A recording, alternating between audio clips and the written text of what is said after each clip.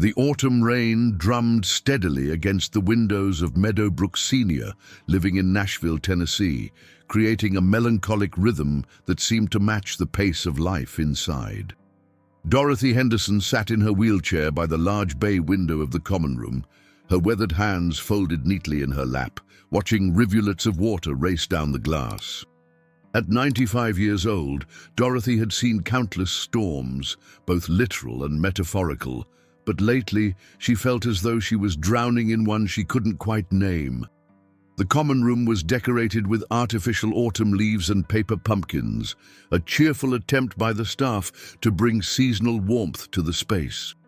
A television mounted on the wall played an old western that nobody was really watching. 3 other residents sat scattered around the room. Harold Nichols dozed in his recliner. Betty Crawford worked on a jigsaw puzzle with trembling hands, and Vincent Torres stared blankly at the TV screen. The room smelled faintly of lavender air freshener, mixed with the institutional scent of disinfectant and overcooked vegetables from lunch. Patricia Dalton, a 42-year-old nurse with kind brown eyes and graying hair pulled back in a practical ponytail, pushed her medication cart past Dorothy and paused. She had worked at Meadowbrook for 12 years and had developed a sixth sense for when residents were having particularly difficult days. Dorothy's shoulders were more hunched than usual, her gaze more distant.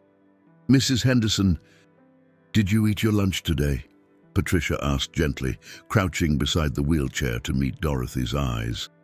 Dorothy turned slowly, as if pulling herself back from somewhere far away. Her blue eyes, once vibrant and sparkling, now appeared faded like old denim washed too many times. "I had some soup, dear. Wasn't very hungry." Patricia placed a warm hand on Dorothy's cool, papery one. "You need to keep your strength up. How about I bring you some crackers and cheese, maybe some hot tea?" "That's kind of you, Patricia, but I'm fine." Dorothy's voice was soft, barely above a whisper, with the raspy quality that came from years and disuse. There was a time when that voice had filled rooms, had sung at church gatherings and family celebrations, had read bedtime stories to children and grandchildren with theatrical flair. Now it seemed to have shrunk along with her body, becoming smaller and quieter with each passing month. Patricia studied the older woman's face, noting the deep lines etched by time and sorrow. She had read Dorothy's file when she first arrived at Meadowbrook 3 years ago, widowed twice, lost a daughter to cancer, limited family visits. The holidays were particularly hard. "Would you like me to put on the country music channel? I know you enjoy that." For a brief moment, something flickered across Dorothy's face, a ghost of interest perhaps, or maybe just the memory of interest. "No, thank you. I think I'll just sit here for a while." Patricia nodded, gave Dorothy's hand a gentle squeeze, and continued her rounds. As she walked away, she glanced back and felt a pang of sadness. In her 12 years at Meadowbrook, she had seen this before. Residents who slowly withdrew from the world, who stopped engaging with the things they once loved, who seemed to be waiting rather than living. She made a mental note to call Dorothy's granddaughter. Dorothy returned her gaze to the window.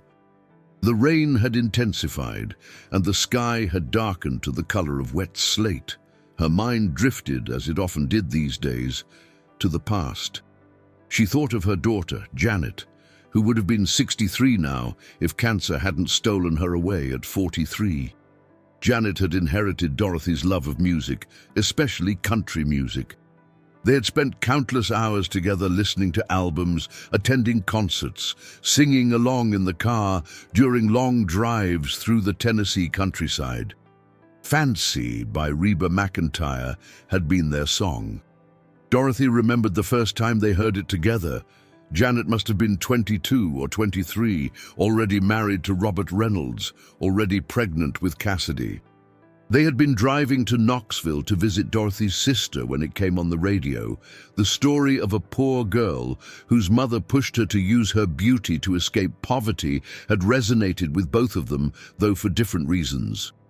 For Dorothy, who had grown up during the Great Depression, it spoke to the hard choices women had to make to survive. For Janet, it represented female empowerment and the complexity of mother-daughter relationships.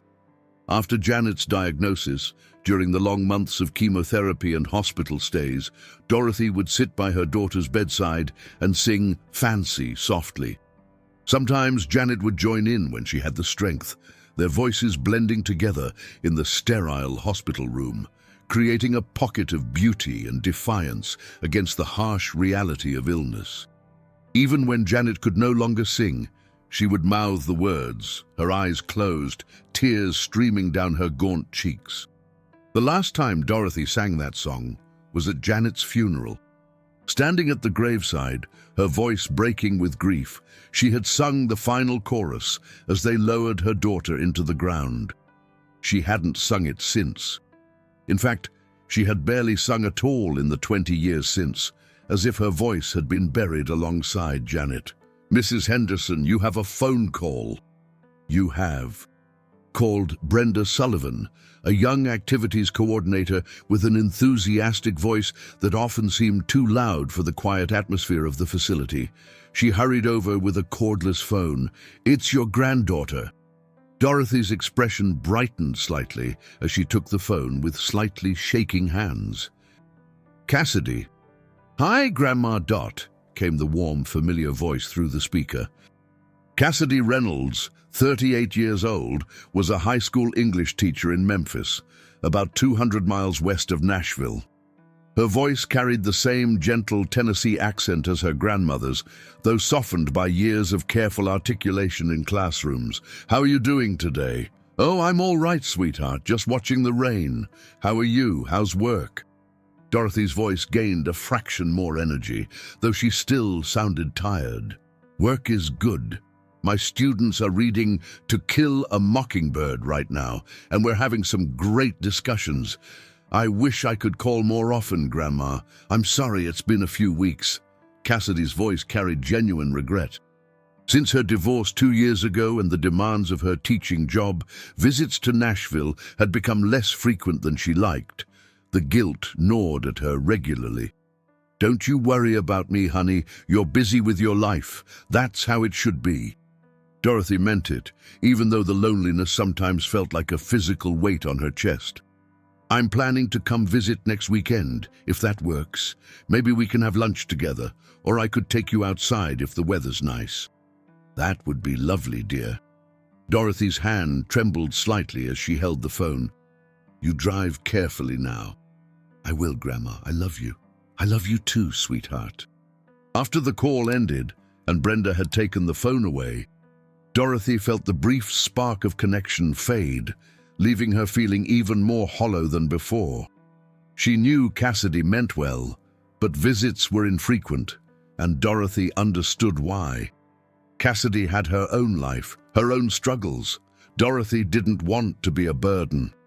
The afternoon stretched on. Patricia brought her the crackers and tea anyway, which Dorothy nibbled at politely. Dinner came and went. Baked chicken, mashed potatoes, green beans, all soft enough for elderly mouths and under-seasoned to accommodate various health restrictions. Dorothy ate little. That evening, as Patricia helped Dorothy get ready for bed in her small private room, she tried once more to engage her. "Mrs.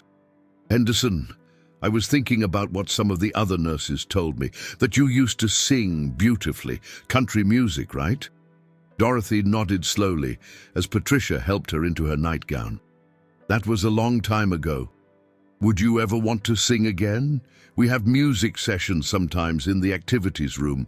I bet the other residents would love to hear you." "I don't think so, dear. My singing days are behind me." Dorothy's voice was final, closing the door on the subject. Patricia helped her into bed, pulling the blankets up and making sure the call button was within reach.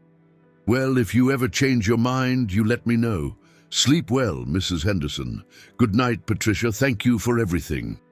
After Patricia left, closing the door softly behind her, Dorothy lay in the darkness, listening to the rain that continued its steady percussion against her window. The room was small but comfortable.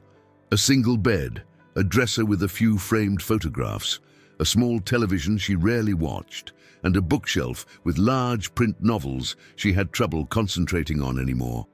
On her nightstand was a photograph of Janet, forever frozen at 35, smiling at the camera with her arm around a teenage Cassidy. Dorothy picked up the frame with both hands, her arthritis making the movement slow and careful. "I miss you, baby girl," she whispered into the darkness. "I miss you every single day." She thought about Fancy, about how the song had been a thread connecting her to Janet, and now felt like another thing cancer had taken from her. The melody still lived somewhere in her memory, but she kept it locked away, afraid that opening that door would unleash grief she could no longer contain. Outside, the rain continued to fall on Nashville, on Meadowbrook Senior Living, on Dorothy Henderson's window. Somewhere in the city, the lights of honky-tonks and music venues glowed bright, but inside room 147, an old woman closed her eyes and tried to find sleep, her daughter's photograph clutched against her chest. Cassidy Reynolds sat at her desk in her small apartment in Memphis, grading essays as the late October wind rattled the windows. It was nearly 10 o'clock on a Tuesday night, and she had been working since she got home from school 5 hours ago. Being a high school English teacher was demanding in ways she had never anticipated when she chose this career 15 years ago. The grading was endless, the paperwork was overwhelming, and the emotional toll of working with teenagers navigating their own dramas was exhausting. But she loved it. She loved seeing students connect with literature, loved those breakthrough moments when concepts finally clicked, loved feeling like she was making some small difference in the world. Her phone rang, interrupting her focus on a particularly poorly constructed thesis statement. She saw the name on the screen, Patricia Dalton, Meadowbrook Senior Living. Her heart immediately clenched with worry. Calls from the nursing home usually meant something was wrong. "Hello, is my grandmother okay?" Cassidy answered quickly, her voice tight with concern. "Hi, Cassidy." "Yes, physically she's fine," Patricia reassured her immediately. "I'm sorry to call so late. I wanted to catch you after work hours. I'm calling because I'm concerned about Dorothy's mental and emotional state." Cassidy set down her red pen and gave Patricia her full attention. "What's going on?"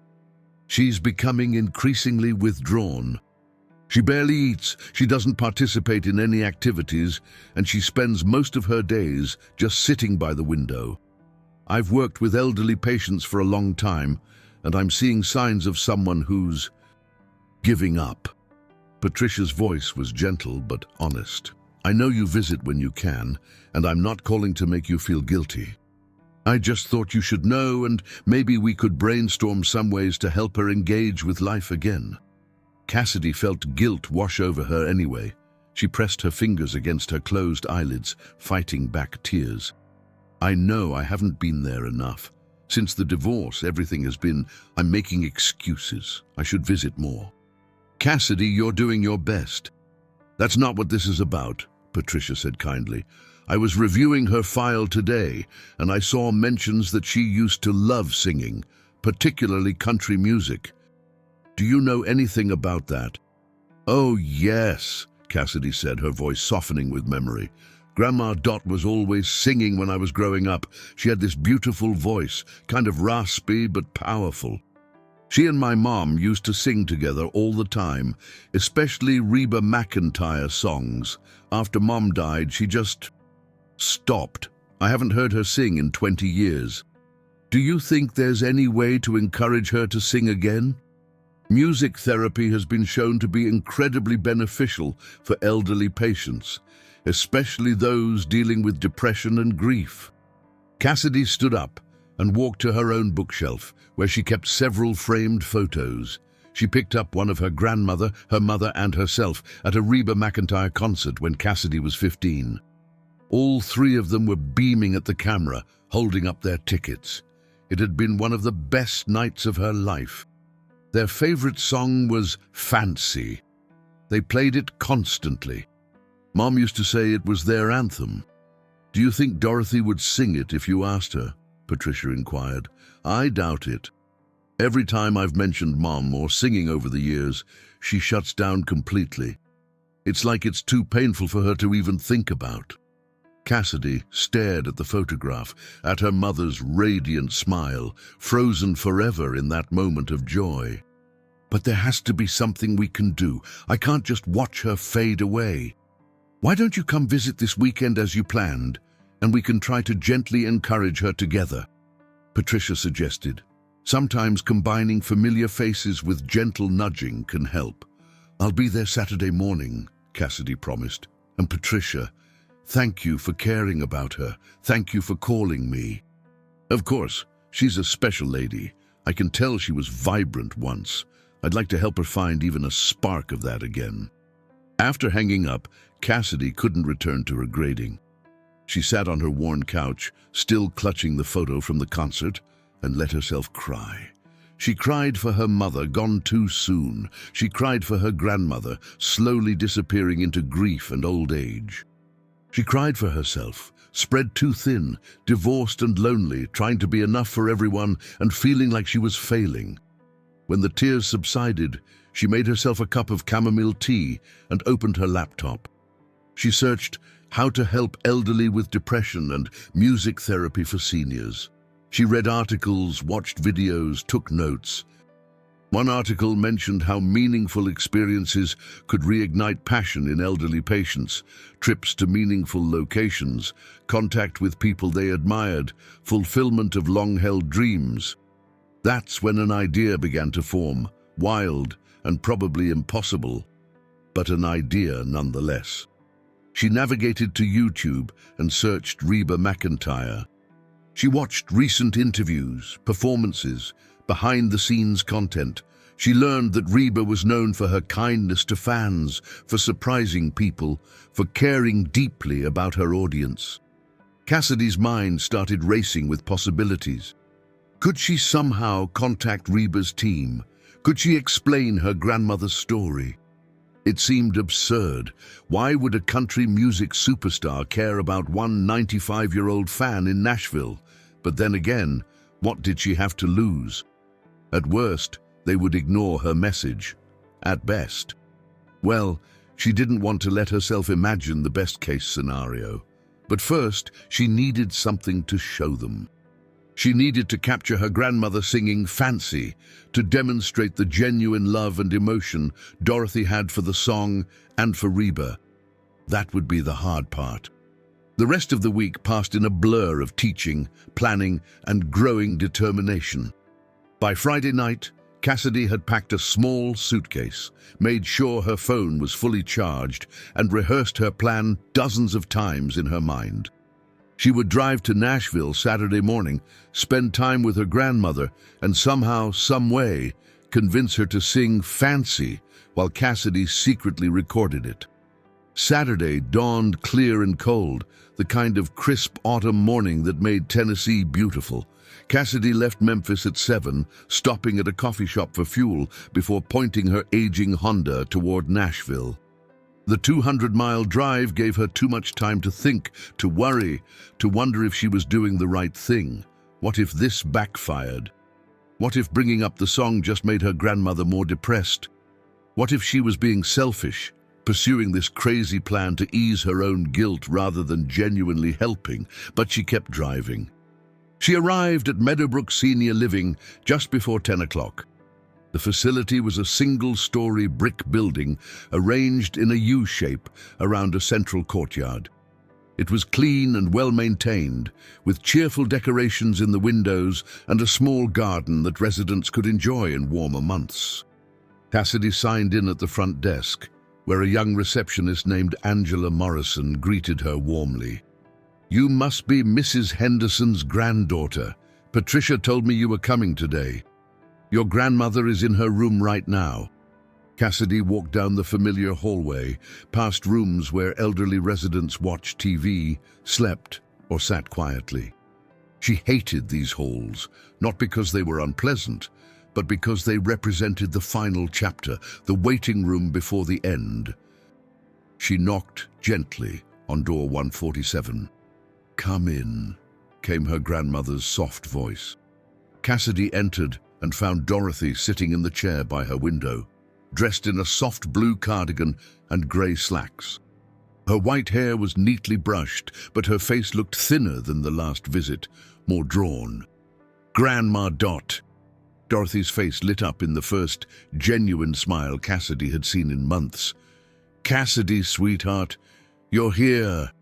Cassidy crossed the room quickly and knelt beside her grandmother's chair, taking her frail hands in her own younger, stronger ones. "Of course I'm here. I've missed you so much."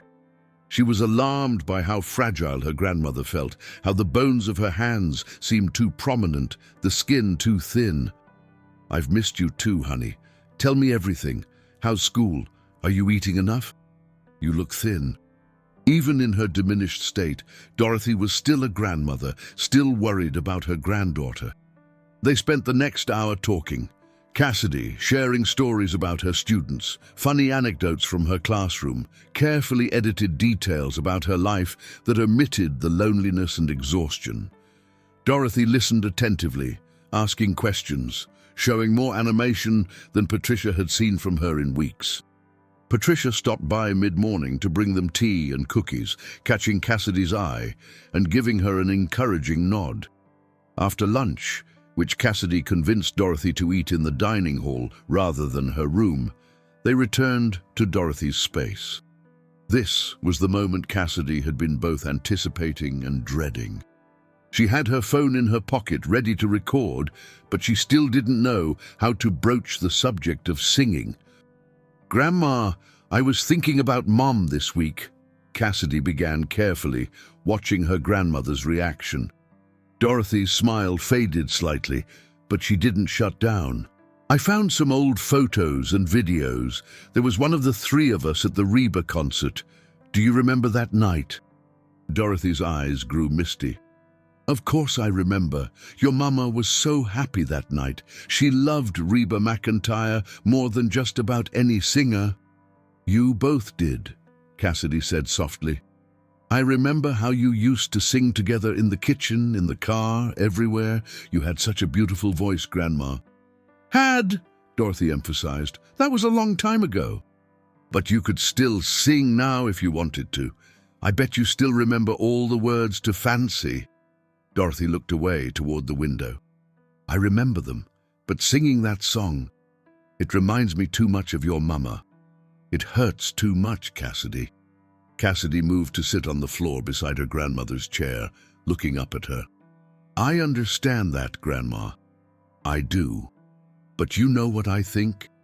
I think Mom would be sad knowing that you gave up something you loved because of missing her. She wouldn't want that." "Maybe not," Dorothy admitted quietly. "But when she died, a part of me died too. The singing part, the joyful part. I don't know how to get it back. What if we tried? Just here, just the two of us. You don't have to finish the whole song, just try." Cassidy reached up and took her grandmother's hand again. "For Mom, for me, for yourself." Dorothy was silent for a long moment, staring at their joined hands. When she finally spoke, her voice was barely a whisper. "I don't know if I can." "You can," Cassidy said with gentle certainty. "You're the strongest person I know, Grandma Dot. You've survived the Depression, 2 world wars, losing 2 husbands, losing Mom. You can do this." Very slowly, Dorothy nodded. Maybe just a little bit. Just the first verse." Cassidy's heart leaped, but she kept her voice calm. "That would be wonderful." Subtly, she shifted position, pulling her phone from her pocket and positioning it on the windowsill as if setting it down casually, angling it to capture her grandmother. She pressed record, the screen facing away from Dorothy, and then returned her full attention to the older woman. "I remember that cold Tennessee Christmas," Dorothy began, speaking the lyrics rather than singing them, her voice shaky. "When Mama told me, 'No, I can't do this like talking. If I'm going to do it, I have to sing it properly.'" She closed her eyes. And when she opened them again, something had shifted in her expression. She looked younger suddenly, less defeated. And then, in a voice that was raspy and thin but carried the unmistakable weight of emotion and experience, she began to sing. I remember it all very well looking back. The voice was not what it once was. It cracked slightly, wavered, struggled for breath. But what it lacked in technical perfection, it made up for in raw, devastating feeling. Each word was sung with the weight of every loss, every memory, every year of survival.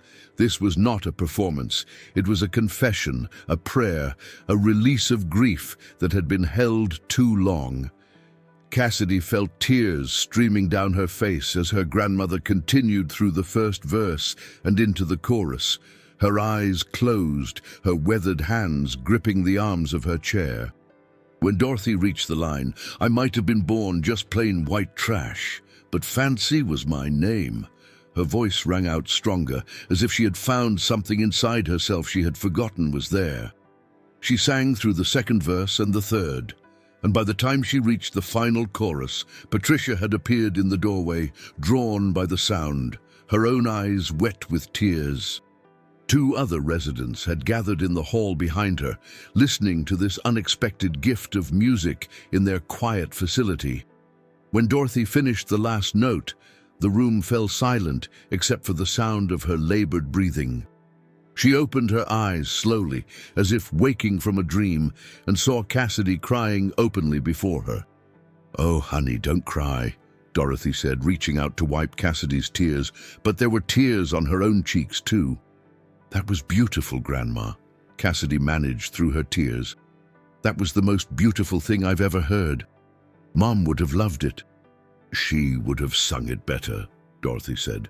But she was smiling, a real, genuine smile that reached her faded eyes and made them sparkle again with something that looked like life. Patricia stepped into the room, clapping softly. "Mrs. Henderson, that was absolutely stunning. Thank you for sharing that with us." Dorothy looked surprised to see she had an audience, but she didn't seem upset. In fact, she looked more alert and present than she had in months, as if the act of singing had pulled her back from wherever she had been drifting. Cassidy quickly pocketed her phone, the precious recording safely captured. She stayed with her grandmother for the rest of the afternoon, and they talked more openly than they had in years. About Janet, about Dorothy's life, about music and memories and grief and love. When Cassidy finally left that evening to drive back to Memphis, she hugged her grandmother tightly. "I'll be back soon, Grandma, I promise, and thank you for singing today. It meant more to me than you could ever know." "Thank you for reminding me that I still could," Dorothy replied, holding her granddaughter close. "Drive safe, sweetheart." On the drive home, Cassidy pulled into a rest stop and watched the video she had recorded. Even on her phone's small screen, even with imperfect lighting and sound, the power of what she had captured was undeniable. This was authentic emotion, real history, genuine love expressed through song. This was worth sharing. When she got home, late that night, Cassidy didn't even change out of her clothes. She sat down at her laptop and began to write. "Dear REBA MCENTIRE and team, my name is Cassidy Reynolds, and I'm writing to share a story about my grandmother, Dorothy Henderson, who is 95 years old and the biggest REBA MCENTIRE fan I've ever known. She wrote for 2 hours, telling the story of her mother and grandmother, of Fancy as their anthem, of loss and grief and the long silence of 20 years. She explained what it meant to finally hear her grandmother sing again, how the song was a bridge between past and present, between the living and the dead, between despair and hope. She uploaded the video to YouTube as an unlisted file and included the link in her message. Then she found every official contact method she could for REBA's management team, her publicity team, her social media managers. She sent the message to all of them, knowing it was probably futile, knowing it would likely disappear into a void of fan mail and requests, but sending it anyway because sometimes hope was all you had. If there were any way at all, that you could acknowledge my grandmother, it would mean the world to her and to my late mother's memory. I'm not expecting a miracle. I just wanted you to know that your music has sustained my family through our darkest times, and that somewhere in Nashville, a 95-year-old woman still sings Fancy with her whole heart.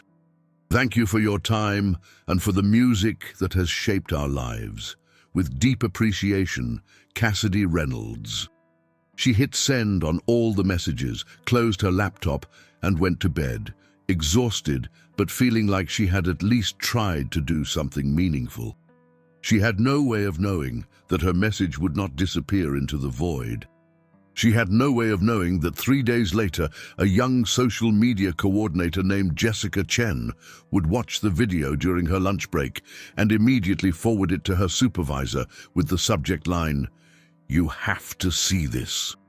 She had no way of knowing that by the end of the week, REBA MCENTIRE herself would sit in her home office in Nashville, watch a 95-year-old woman sing Fancy with tears in her eyes, and say to her manager, "Find out where this woman is. I want to meet her." All Cassidy knew was that she had done everything she could.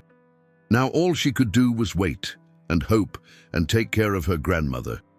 And somehow that felt like enough. 2 weeks passed, and autumn deepened into early November. Cassidy fell back into her routine of teaching, grading, and weekly phone calls with her grandmother. She didn't tell Dorothy about the video she had sent to REBA's team. Why build up hope that would almost certainly be disappointed? But she checked her email obsessively anyway, always fighting disappointment when there was no response. What Cassidy didn't know was that her message had started a chain reaction. Jessica Chen, the 26-year-old social media coordinator who first saw the video, had indeed forwarded it to her supervisor Karen Wright, who managed REBA's digital presence. Karen, a 48-year-old veteran of the music industry, had seen thousands of fan videos over her career, but something about Dorothy's raw, emotional performance stopped her in her tracks. She'd been eating a salad at her desk in the Nashville office when she clicked the link, expecting another well-meaning but unremarkable fan tribute. Instead, she found herself watching a 95-year-old woman sing with such profound emotion that Karen had to pause the video twice to compose herself. The backstory that Cassidy had written only deepened the impact. The loss of a daughter, 20 years of silence, a song that carried decades of love and grief. Karen immediately forwarded it to Daniel Thompson, REBA's personal manager, with a note, "Dan, this is special. This is really special. I think REBA needs to see this." Daniel, skeptical as always, his job required filtering hundreds of requests and only presenting REBA with the most worthy, watched the video with his assistant, Monica Hayes. By the end, Monica was openly crying, and Daniel was mentally rearranging REBA's schedule. "Get me everything you can on Dorothy Henderson," he told Monica. "Address, facility information, family contacts, medical status. If we're going to do this, we need to do it right." Monica worked her magic, making discreet inquiries, pulling together information. Within 48 hours, Daniel had a complete file. 3 days after Cassidy had sent her message, Daniel knocked on the door of REBA's home office in her Nashville estate. REBA MCENTIRE, at 70 years old, was still a force of nature in the country music world. With her signature red hair, sharp wit, and powerful voice that had defined country music for decades, she had built an empire on talent and genuine connection with her fans. She was working on arrangements for an upcoming television appearance when Daniel entered. "You look serious," REBA said, setting down her papers and giving him her full attention. "What's going on?" "I have something to show you," Daniel said, pulling out his tablet. "A fan video. But this one is different. Just watch." REBA watched in silence as Dorothy sang Fancy. Daniel observed her carefully. He had worked with REBA for 23 years and knew her expressions intimately. He saw her eyes widen slightly at the first verse, saw her hand move to her mouth during the chorus, saw tears form by the second verse. When the video ended, Reba was quiet for a long moment. "Play it again," she said softly. Daniel played it again. And then Reba read Cassidy's message, every word. "That woman is 95 years old and singing my song like it's the last thing she'll ever do," Reba finally said, her voice thick with emotion, like it means everything to her. "According to our research, she's in Meadowbrook Senior Living, which is only about 20 minutes from here," Daniel said carefully. "She's in relatively good health for her age, though the staff notes she's been struggling with depression. The granddaughter is Cassidy Reynolds, high school teacher in Memphis. Everything checks out. This is completely legitimate." Reba stood and walked to her window, looking out over her property. She thought about all the fans who had told her over the years what her music meant to them, how it had helped them through divorces, deaths, difficulties. She thought about Fancy, a song she had recorded in 1990, a song written by Bobby Gentry that told the story of survival and sacrifice. She thought about Dorothy Henderson, who had lost her daughter, but kept the song alive in her heart for 20 years before finally singing it again. "Clear my schedule for Thursday afternoon," Reba said, turning back to Daniel. "I want to visit her. And I don't want any press, no publicity, no cameras, except maybe one photographer to document it for the family. This isn't about PR. This is just something I need to do." Daniel smiled. This was the Reba he knew, the woman who never forgot that her success was built on the genuine love of people like Dorothy Henderson. "I'll make it happen. And Dan, don't tell the family I'm coming. I want it to be a complete surprise." Meanwhile, in Memphis, Cassidy was teaching her fourth period class when her phone, silenced in her desk drawer, began receiving a flurry of messages. She didn't see them until her planning period 2 hours later. When she finally checked, her heart nearly stopped. There were 3 emails from Reba MCENTIRE's management team, 3. With shaking hands, she opened the first one. "Dear Ms. Reynolds, thank you for sharing your grandmother's beautiful performance and your family's story with us. Your message deeply moved everyone on our team. Reba would very much like to meet your grandmother. Would you be available for a video call this evening at 7 p.m. Central to discuss arrangements? Please reply to this email or call the number below at your earliest convenience. Best regards, Monica Hayes." Assistant to Daniel Thompson Management Team, Reba MCENTIRE. Cassidy read it 3 times, convinced she was hallucinating. She read the other 2 emails, which were follow-ups, asking if she had received the message and reiterating their eagerness to speak with her. She looked at the timestamps, all sent during the last 2 hours while she was teaching. Her hands were trembling so badly she could barely type her response. "Yes, I'm available at 7 p.m. Thank you so much for responding. You have no idea what this means to my family." She hit send and then sat staring at her computer screen, tears streaming down her face. Her colleague and friend, Thomas Bradford, stuck his head in her classroom. "Cassidy, are you okay?" "I heard... Wait, why are you crying?"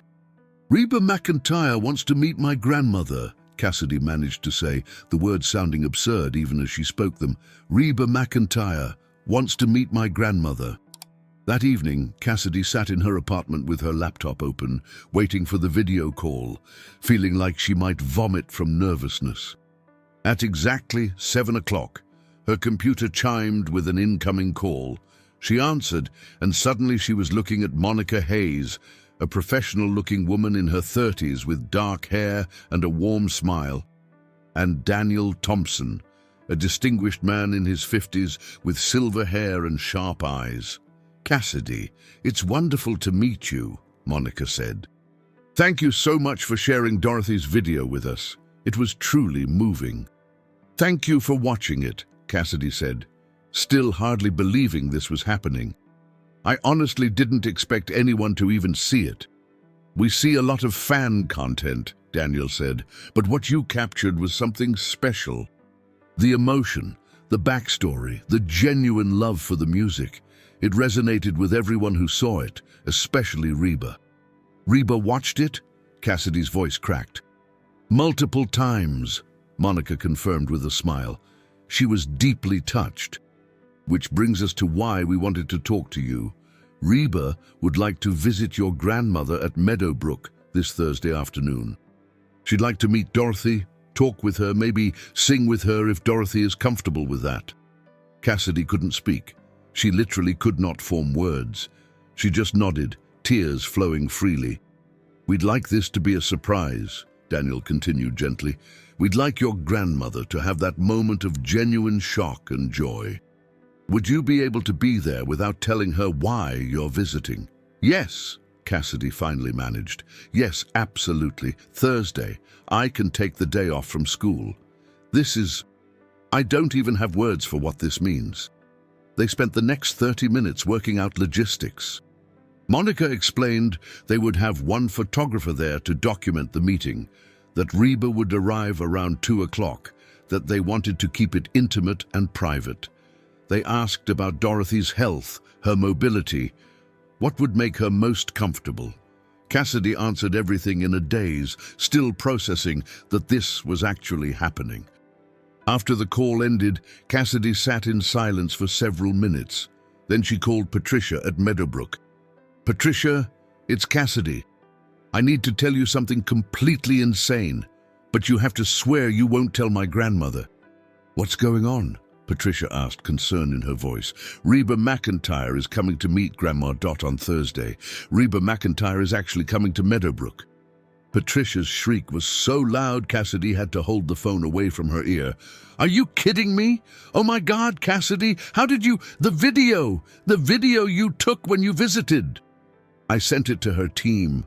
I never thought anyone would see it. But they did, and now Reba wants to meet her, and Patricia, I need your help to make sure Grandma doesn't find out. We need her to be surprised. Can you help me? Can I help you? Cassidy, I would lie to the President of the United States to make this happen. Yes, I will help you. Oh my God, Dorothy is going to lose her mind. They plotted like co-conspirators. Patricia would make sure the common room was available Thursday afternoon, that other residents and staff knew something special was happening but kept it secret, that Dorothy was dressed nicely and brought to the common room under some innocent pretext. Cassidy would drive up Thursday morning, supposedly for a regular visit, and be there waiting. The next 3 days passed with agonizing slowness for Cassidy. She told her principal a family emergency required her to take Thursday off, which wasn't technically a lie. This definitely qualified as a family situation. She could barely sleep Tuesday and Wednesday nights, running through scenarios in her head, imagining her grandmother's face, hoping Dorothy's heart could handle the shock and joy. Thursday morning, she was on the road to Nashville by 6 a.m., too nervous and excited to even want breakfast. She arrived at Meadowbrook by 8:30 and found Patricia waiting for her in the parking lot. I haven't slept in 2 days, Patricia confessed, grabbing Cassidy's hands. I'm so excited I could burst. Dorothy has no idea. I told her we're having a special music appreciation session this afternoon for residents and family members, and that you came specifically to attend it with her. Is she doing okay? Cassidy asked as they walked inside. She's been better these last couple weeks, actually. Since she sang for you, she's been more engaged. She's eating better, participating more. It's like something shifted in her. Patricia paused outside Dorothy's room. You gave her a gift when you got her to sing again, Cassidy, and now you're about to give her an even bigger one. Dorothy was delighted to see her granddaughter, though puzzled by the surprise midweek visit. Don't you have school today, honey? Teacher planning day, Cassidy lied smoothly. I thought I'd come surprise you. And Patricia says there's a music thing this afternoon? That sounds nice. Oh, I suppose, Dorothy said. I'm not sure I want to sit through other people's music choices, but it'll be nice to have you here with me. They spent the morning together, having lunch in the dining hall, taking a slow walk through the indoor corridors since it was chilly outside. Cassidy checked her phone obsessively. Monica had promised to text when they were 15 minutes away. At 1:45, the text came, "Pulling up now, get her to the common room." Cassidy's heart started racing. "Grandma, I think the music session is starting soon. Should we head to the common room?" "If we must," Dorothy said with mild amusement. "You're awfully enthusiastic about some old folks listening to records." Patricia met them in the hallway and walked with them to the common room. About 20 other residents were already there, seated in chairs arranged in a semicircle. The room had been decorated more than usual. Fresh flowers on the tables, the space tidied to perfection. Several staff members stood around the edges, all of them vibrating with barely contained excitement. "This is quite the production for a music session," Dorothy observed, as Cassidy helped her into a comfortable chair at the center of the semicircle. "What's going on?" "Just making it special," Patricia said with a smile that threatened to give everything away. At exactly 2 o'clock, the door to the common room opened. Daniel Thompson entered first, followed by a professional photographer named Kevin Martinez, and then REBA MCENTIRE walked into the room. The reaction was instantaneous. Several residents gasped. 2 staff members started crying immediately. But all eyes were on Dorothy Henderson. The old woman's mouth fell open. Her hand went to her chest. Her eyes, faded and tired just moments ago, suddenly blazed with recognition and disbelief. She tried to stand, her body acting on instinct, but her legs wouldn't support her. Cassidy grabbed her arm, helping her, as Dorothy whispered in a voice filled with absolute shock, That's REBA MCENTIRE. That's actually REBA MCENTIRE." REBA, dressed casually in jeans and an elegant burgundy blouse, her famous red hair styled simply, walked directly to Dorothy with a warm, genuine smile. She knelt down in front of the wheelchair, taking Dorothy's trembling hands in her own. "Hello, Dorothy," REBA said in that distinctive voice that had filled stadiums and topped charts for decades. "I heard you've been singing my songs. I had to come meet you." Dorothy's face crumpled and she began to cry, deep, shaking sobs of joy and disbelief and overwhelming emotion. Cassidy, standing behind her grandmother, was crying too, as was nearly everyone else in the room. "I can't believe this," Dorothy kept saying through her tears. "I can't believe you're here. I can't believe you're real." "I'm real," REBA said gently, holding Dorothy's hands and letting the old woman cry, not rushing her, just being present. "And I watched your video, Dorothy. I watched you sing Fancy, and it was one of the most beautiful things I've ever seen. You sang it with your whole heart." "I sang it for my daughter," Dorothy managed to say. "For my Janet. It was our song." "Cassidy told me about Janet," REBA said softly. "I'm so sorry for your loss, but what a beautiful way to honor her memory, keeping that song alive." "I stopped singing it for 20 years, Dorothy confessed, still crying. "I couldn't without her. But my granddaughter—" She reached back and Cassidy immediately took her hand. "My Cassidy helped me find it again." REBA looked up at Cassidy and smiled. "You have a special granddaughter, Dorothy, and a special grandmother," she said to Cassidy.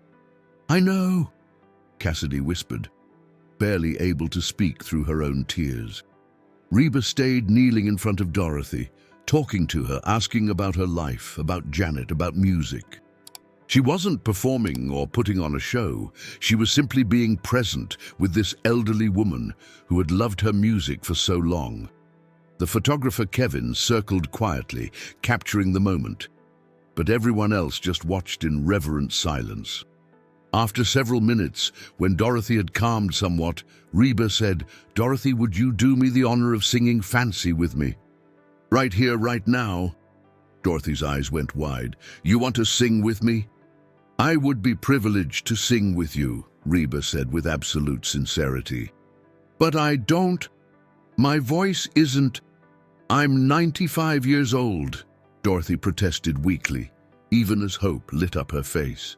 Your voice is perfect, Reba assured her. It's real and it's full of life, and that's all that matters. Will you sing with me? Dorothy looked at Cassidy, who nodded encouragingly, tears still streaming down her face. Then Dorothy looked back at Reba McEntire, her idol, her inspiration, the voice of so many memories, and she nodded. Yes, Dorothy whispered. Yes, I'll sing with you. Reba stood and pulled a chair directly in front of Dorothy, sitting so they were face to face, knee to knee. She didn't need accompaniment. She didn't need a microphone. She just needed her voice, and Dorothy's, and the song that connected them across generations and circumstances. Reba began, her powerful, unmistakable voice filling the common room with the opening lines of Fancy, and then at the second line, Dorothy joined in. What followed was a moment of pure magic. Reba's strong, professional voice blended with Dorothy's wavering, emotional one, creating something more powerful than either could produce alone. Residents and staff watched with tears streaming down their faces as these two women, one a country music legend, one an ordinary woman who had lived an extraordinary 9.5 decades, sang together about survival, about strength, about the complexity of love and sacrifice. Dorothy's voice grew stronger as the song progressed, fed by Reba's presence and the surreal joy of this moment. When they reached the chorus, they sang directly to each other, eyes locked, both of them crying now, both of them living every word. This wasn't a performance, it was a communion, a connection, a moment of profound human beauty. By the final verse, everyone in the room was standing except Dorothy, who remained seated, holding Reba's hands, their voices intertwining one last time. It wasn't very long after, a benevolent man took me in, and I thank you for your baby and your good luck charm. They sang the last line together, their voices holding the final note, and then the room erupted in applause. Everyone was crying. Staff, residents, Cassidy, Patricia, even Daniel and Kevin were wiping their eyes. Reba pulled Dorothy into a gentle hug, careful of the old woman's fragile frame, and Dorothy held on like she was holding a miracle. Thank you, Dorothy whispered into Reba's shoulder. Thank you for the music. Thank you for being here. Thank you for everything. Thank you for loving the music enough to keep it alive, Reba whispered back. Thank you for sharing it with your daughter and for singing it even when it hurt. You're an inspiration, Dorothy. They stayed like that for a long moment, two women connected by music and loss, and the strange, beautiful ways that art can bridge the gaps between strangers. When they finally pulled apart, Dorothy was smiling through her tears, looking more alive than Cassidy had seen her in 20 years. Reba spent another hour at Meadowbrook. She talked with other residents, signed autographs, took photos with anyone who wanted one. But she kept returning to Dorothy, sitting with her, holding her hand, talking about music and life and memories. It was clear this wasn't an obligation or a publicity stunt. Reba genuinely cared about this connection she had made. Before she left, Reba pulled Cassidy aside. Thank you for sending that video. Thank you for giving me the chance to meet your grandmother. This is why I do what I do, for moments like this. Thank you for coming, Cassidy said, hugging this woman she had admired from afar for her entire life. You've given my grandmother and my whole family a gift we can never repay. You already did, Reba said, gesturing to Dorothy, who was surrounded by other residents, glowing with happiness, looking 20 years younger than she had that morning. Look at her, that's the gift. When Reba finally had to leave, she hugged Dorothy one more time. You keep singing, Dorothy Henderson. Don't ever stop again. I won't, Dorothy promised. I won't ever stop again. After Reba left, the common room slowly emptied. But Dorothy sat in her chair, still processing what had happened. Cassidy sat beside her, holding her hand. Did that really just happen? Dorothy asked, looking at her granddaughter with wonder. Did I really just sing with Reba McEntire? You really did, Grandma, Cassidy confirmed, laughing through fresh tears.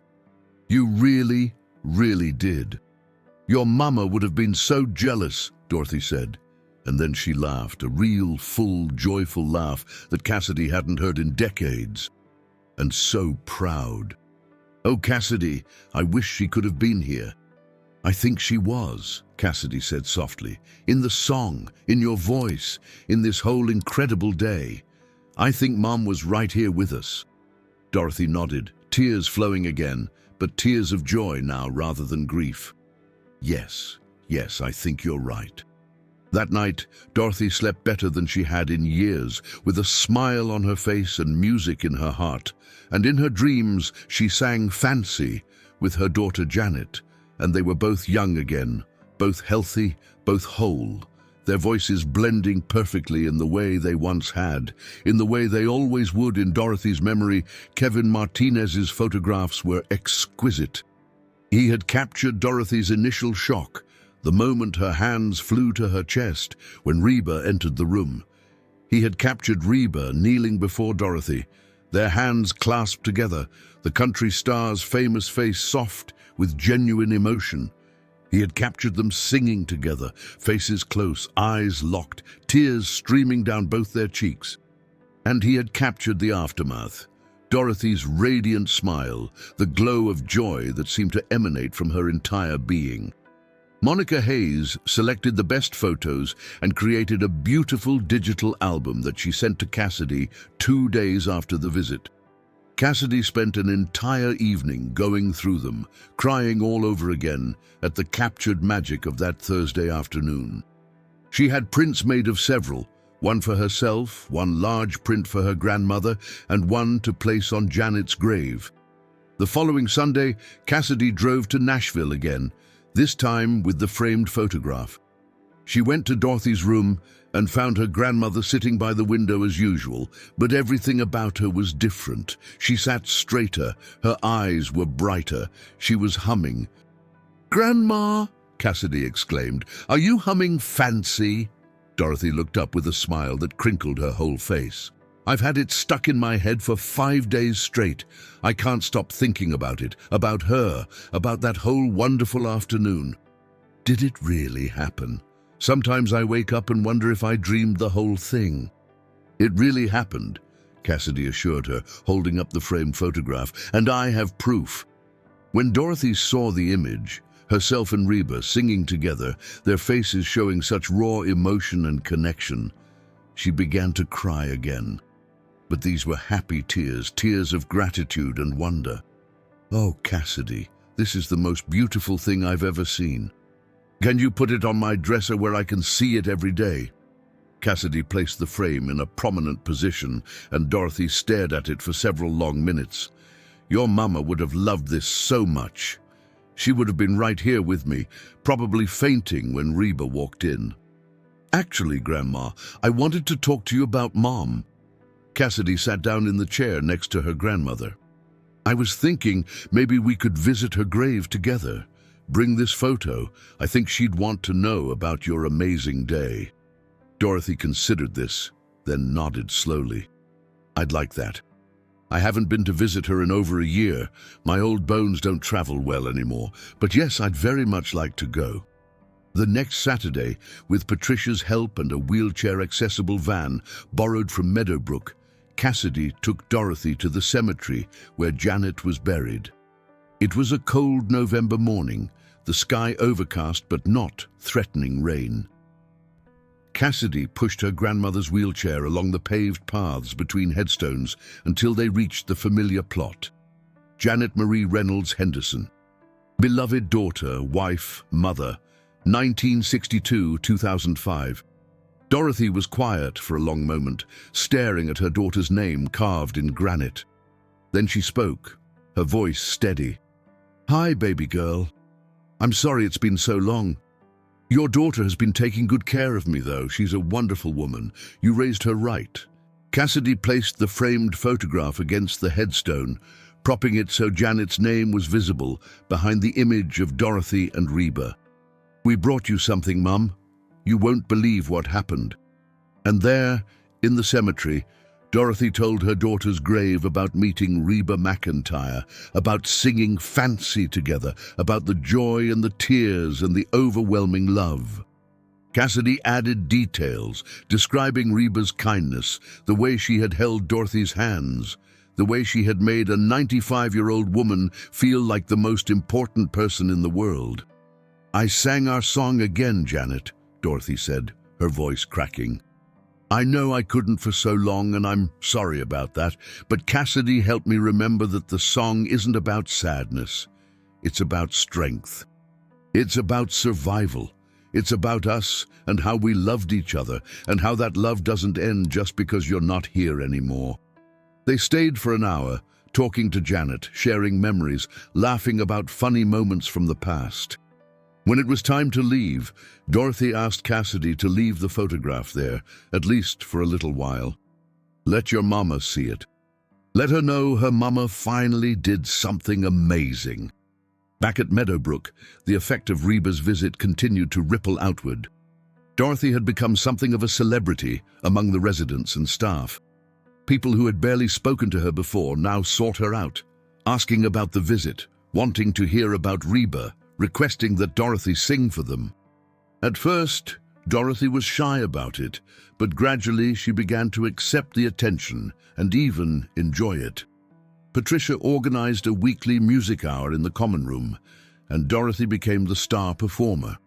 She sang Fancy, of course, but also other Reba songs and other country classics. Her voice was still thin and wavering, but it carried emotion that more technically perfect voices could never match. Other residents began joining in, and suddenly Meadowbrook had a little choir of elderly voices singing the songs of their youth. Harold Nichols, the man who usually dozed in his recliner, revealed he had been a musician in his younger days and could play guitar. Betty Crawford remembered lyrics to songs from the 1950s and 60s. Vincent Torres, usually silent and withdrawn, hummed along and occasionally added a verse or two in his still strong baritone. Music was bringing the residents to life in ways the staff had never seen before. Word of Reba's visit had been kept quiet as requested. No press release, no publicity. But 3 weeks after the visit, Reba's social media team posted something unexpected. It was Kevin's photograph of Reba and Dorothy singing together, along with a caption that Reba herself had written. "Last month, I had the privilege of meeting Dorothy Henderson, 95 years young, who has been singing my songs for decades. Dorothy lost her daughter 20 years ago, and they used to sing Fancy together. After her daughter's passing, Dorothy stopped singing. But recently, her granddaughter helped her find her voice again, and I got to sing with her. This is what music is all about. Connection, healing, memory, and love. Dorothy reminded me why I do what I do. Thank you, Dorothy, for sharing your gift with me. Keep singing." The post went viral within hours. It was shared tens of thousands of times. News outlets picked up the story. Reba McEntire surprises 95-year-old fan became a trending topic. The original video that Cassidy had uploaded to YouTube as unlisted was discovered and reshared, garnering millions of views. Suddenly, Dorothy Henderson was known across the country. Cassidy's phone exploded with messages. Local news stations wanted interviews. National morning shows reached out. Magazines requested features. At first, Cassidy was overwhelmed and protective. She didn't want her grandmother exploited or exhausted by media attention. But Dorothy surprised her. "I think we should do some of these interviews," Dorothy said when Cassidy visited the following weekend, showing her the long list of requests. "Not all of them. I'm 95. I'd be exhausted. But a few. Because if my story can help other people find their voice again, if it can encourage other families to connect through music, then maybe Janet's death and my years of silence weren't for nothing. Maybe it all happened so this could happen." They carefully selected 3 interviews: a local Nashville news segment, a phone interview with a national radio show, and a pre-recorded interview with a morning show that agreed to send a crew to Meadowbrook rather than requiring Dorothy to travel to a studio. The local news segment aired first. The reporter, Jennifer Walsh, was a kind woman in her 40s who interviewed Dorothy in the common room at Meadowbrook, with Cassidy sitting nearby for support. Dorothy was nervous at first, her hands trembling, but as she began talking about Janet, about music, about Reba's visit, she found her confidence. "Music is memory," Dorothy said to the camera, her voice stronger than it had been in years. "Every song holds pieces of our lives, the people we loved, the moments we treasured, the feelings we felt. When I stopped singing, I was trying to lock away the pain, but I locked away all the joy too. Reba's visit taught me that I can hold both, the grief of losing my daughter and the joy of the time we had together. And the song we loved holds both of those truths." The segment ended with footage of Dorothy singing Fancy in the common room, surrounded by other residents who swayed and hummed along. When it aired that evening, the news station's website crashed from the volume of people trying to watch the video online. The response was overwhelming, thousands of comments from people sharing their own stories of loss, of music, of finding joy again after grief. The morning show interview brought even more attention. The hosts, clearly moved by Dorothy's story, spoke with her for nearly 15 minutes, far longer than the typical segment. They asked about her life, her losses, her relationship with her granddaughter, and what it meant to sing again after 20 years of silence. Dorothy answered with a combination of wisdom, humor, and honesty that captivated the audience. "I'm 95 years old," Dorothy said at one point. "I don't have forever. But what I realized is that I was wasting what time I do have by refusing to do something I love because it reminded me of someone I lost. Now I sing every day. I sing for my daughter's memory. I sing for my own joy. I sing because I still can, and that's a gift." The interview ended with the hosts playing a clip of Dorothy and Reba singing together. There wasn't a dry eye in the studio, or according to the flood of social media responses among viewers watching at home.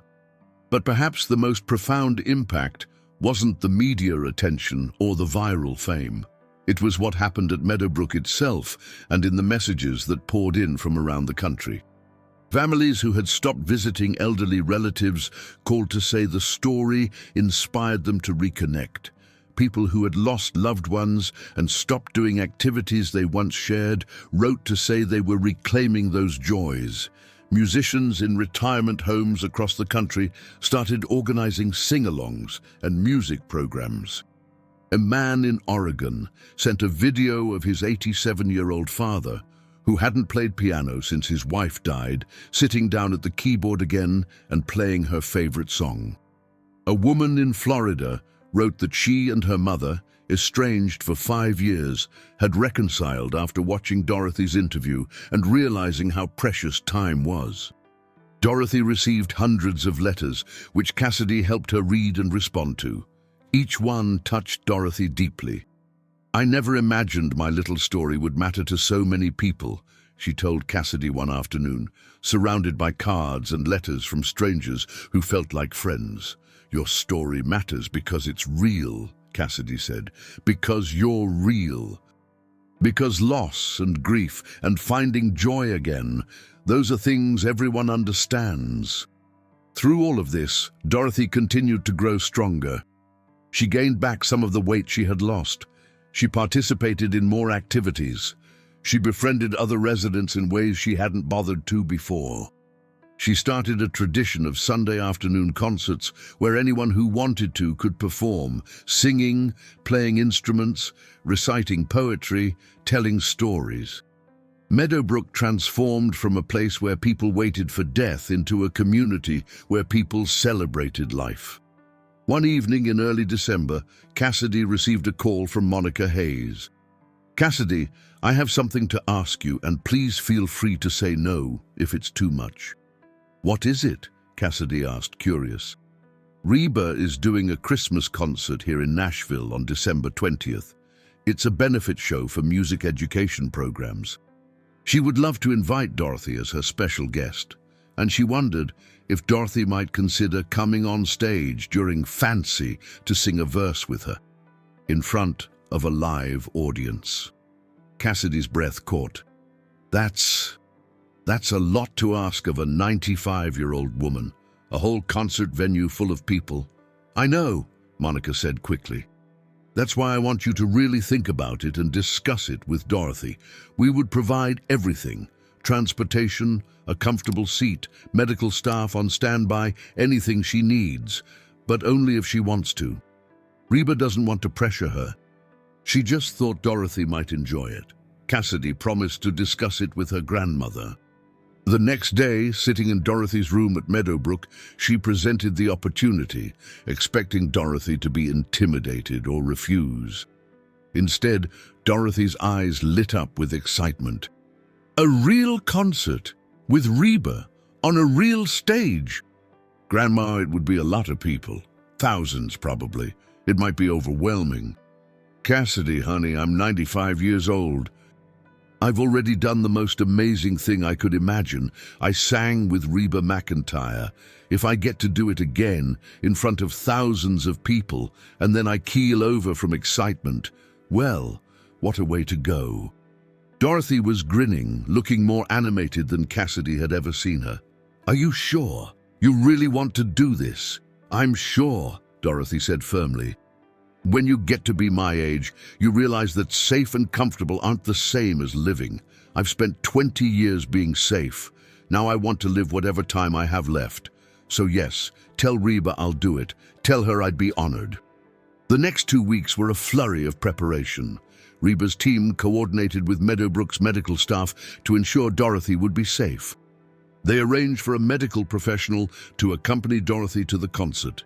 They planned every detail of her comfort: a cushioned seat in the VIP section, easy access to restrooms, temperature control, anything she might need. Patricia helped Dorothy choose an outfit, a beautiful deep purple dress that Janet had bought for Dorothy years ago, but that she had never had occasion to wear. Cassidy took her to get her hair styled at a salon, where the stylist, upon hearing who her client was, refused payment and instead asked for a photo with the now famous Dorothy Henderson. December 20th arrived cold and clear. Cassidy picked Dorothy up from Meadowbrook at 4 o'clock. Dorothy was nervous but excited, clutching Cassidy's hand in the car. Do I look all right? Is my hair okay? What if I forget the words? You look beautiful, Grandma, and you've sung Fancy 1,000 times. You won't forget the words, and even if you did, Reba would help you. It's going to be perfect. The concert was at the Bridgestone Arena, a massive venue in downtown Nashville. When they arrived, they were escorted through a private entrance, avoiding the crowds, and taken to a comfortable green room where Reba herself came to greet them before the show. Dorothy, you look absolutely stunning, Reba exclaimed, hugging the elderly woman carefully. She was dressed in a glittering gold gown, her makeup perfect, her hair styled elegantly, but her smile was the same warm, genuine expression she had worn at Meadowbrook. I can't believe I'm really here, Dorothy said, looking around at the backstage area, hearing the roar of the crowd in the arena beyond. This is like a dream. Well, you're about to make a lot of people's dreams come true out there, Reba said. They're so excited to meet you. When we announced you'd be here tonight, ticket sales went through the roof. You're the star of this show, Dorothy. They talked for a few minutes about the plan. Reba would perform several songs, then tell Dorothy's story before singing Fancy. Now Dorothy would be brought on stage for the final verse and chorus. It would be simple, easy, nothing Dorothy couldn't handle. At 7:30, the concert began.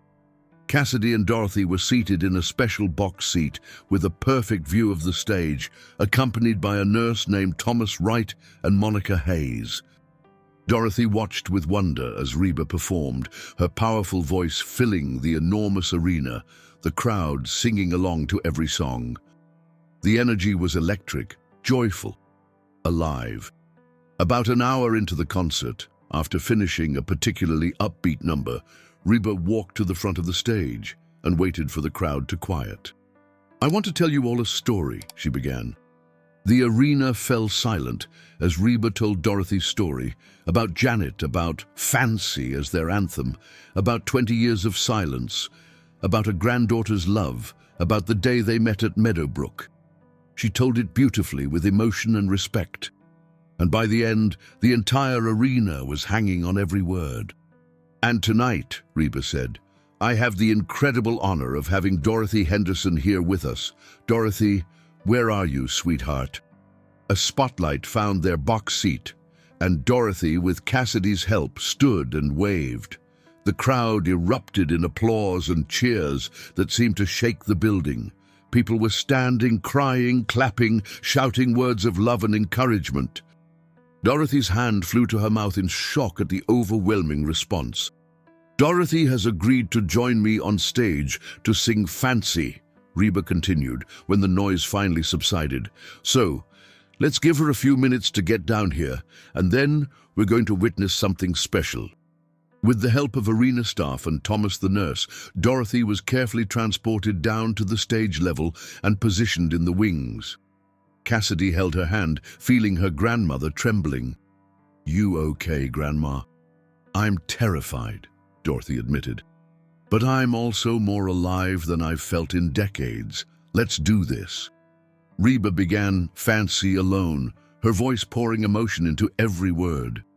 The crowd was silent, reverent, knowing they were witnessing something beyond a typical concert performance.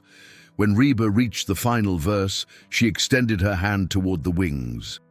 "Please welcome Dorothy Henderson." Staff members helped Dorothy walk onto the stage, moving slowly with her walker, the spotlight following her. The crowd's applause was deafening. Dorothy made her way to where Reba stood, and the country star embraced her gently before positioning 2 microphones, one for each of them. Reba began the final verse, and Dorothy joined in. Her voice, thin and quavering, was amplified throughout the massive arena, and it was perfect. Every crack, every waver, every breath spoke of a life lived, of loss endured, of joy reclaimed. The juxtaposition of Reba's polished, powerful voice and Dorothy's raw, emotional one created something transcendent. As they sang the final chorus together, both women were crying. Cassidy was crying in the wings. Thousands of people in the audience were crying, holding up lights and phones, swaying to the music, singing along softly. This wasn't just a performance, it was a moment of collective human experience, of shared grief and shared hope, of recognizing that we all lose people we love, and we all must find ways to keep living, keep singing, keep celebrating the time we had. When the song ended, the arena exploded with noise. People were on their feet, screaming, applauding, crying. Reba hugged Dorothy tightly, both of them overwhelmed by the emotion of the moment. The applause continued for several minutes, wave after wave of love and appreciation washing over the stage. Finally, Reba brought the microphone to her lips. "Ladies and gentlemen, Dorothy Henderson, 95 years of strength, grace, and heart. Thank you, Dorothy, for sharing your gift with us." Dorothy, still holding Reba's hand, stepped to her microphone. Her voice was shaky but clear. "Thank you. Thank you for this beautiful night. Thank you for letting an old lady live out a dream she didn't even know she had. And thank you, Reba, for reminding me that it's never too late to sing." The crowd roared again. Staff helped Dorothy off the stage, back to the wings where Cassidy wrapped her in a tight embrace. "Grandma, that was incredible. You were incredible." "Did you see all those people?" Dorothy asked, her eyes wide with wonder. "Did you hear them? They were cheering for me. They love you, Grandma. The whole world loves you." After the concert, back in the green room, Reba spent time with Dorothy and Cassidy, taking photos, talking, laughing about the evening. Before they left, Reba gave Dorothy a gift, a framed gold record of Fancy. "This was one of my biggest hits," Reba said, "but tonight you made it even more special. Thank you, Dorothy, for everything." Dorothy held the gold record carefully, tears streaming down her face once again. This is going on my wall at Meadowbrook, right next to our picture, and every time I look at it, I'll remember this perfect night. The drive back to Meadowbrook was quiet. Dorothy exhausted but radiantly happy.